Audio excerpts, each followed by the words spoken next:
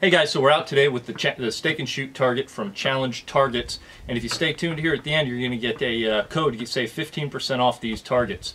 So we're going to throw everything from 9mm to 223 to 308 at it here today, and see just how well this little guy holds up.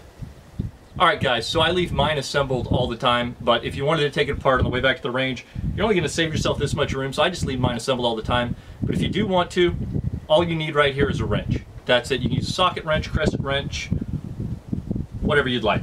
And 2 bolts attach this guy together. You've got your spring back here. Give it a little bit of motion for added safety benefit, and you're ready to go. Let's head down range.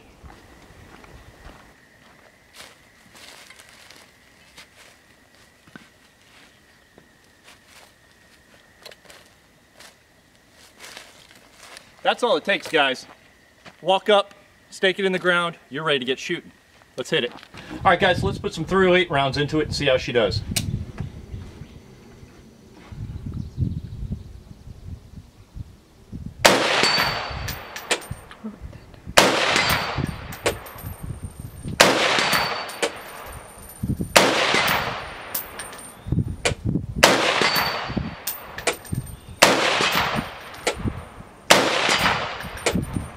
It's actually kind of funny to watch it through the magnified optic as it gets hit, go back, and then pause, and then spring back into position. It's actually kind of neat to see.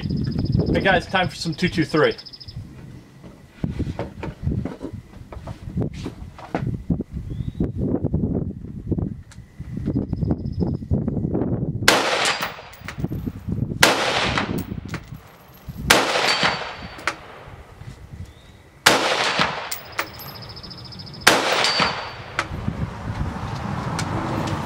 You know, it's funny to listen to it.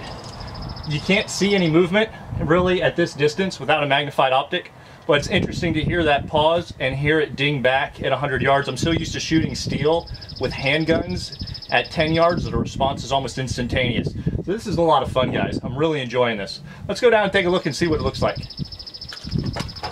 All right, guys, so we've been putting 223 and 308 into this guy from 100 yards.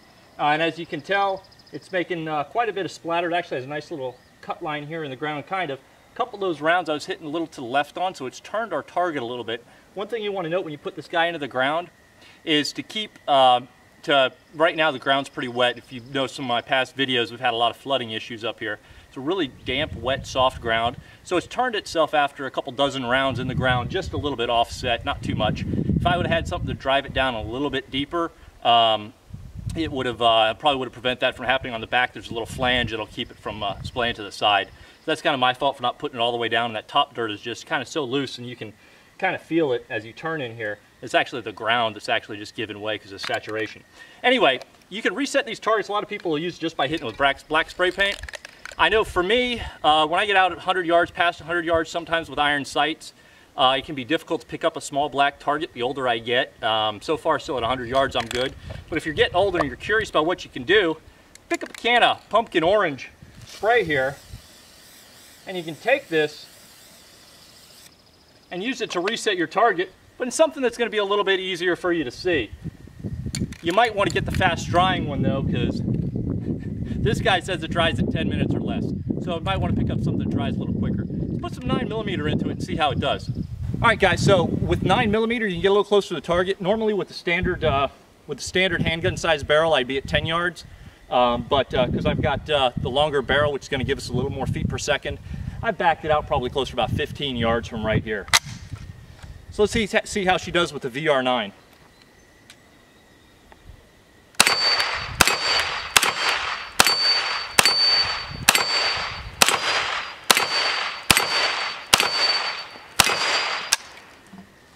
Go down and take a look.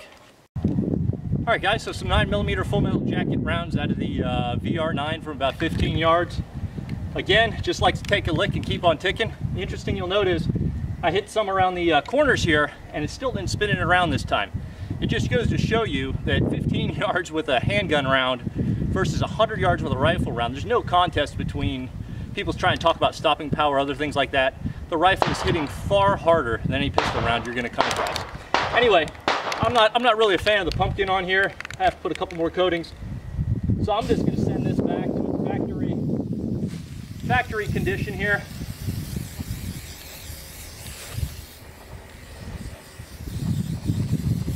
As you can tell, the wind's playing havoc with the spray paint as well. Anyway, you have any questions about this target, you can find me on my Facebook page, facebook.com/gunreviews. And in addition to that, there's going to be a link in the video here I'm going to put down here to challenge targets. You get 15% off this target and the other stake and shoot targets that they offer. So go ahead and check them out. They're at challengetargets.com, and I've done a lot of shooting with these targets in the past. I'm running out of ammo here today, so I'm not going to put too many more rounds through it today just because of the cost. But I shot these at the Second Amendment YouTubers shoot, a number of them, and we put hundreds and hundreds and hundreds of rounds through them, maybe thousands into them, and just had a blast with them. So go ahead and check them out at challengetargets.com. Find me, facebook.com/gunreviews.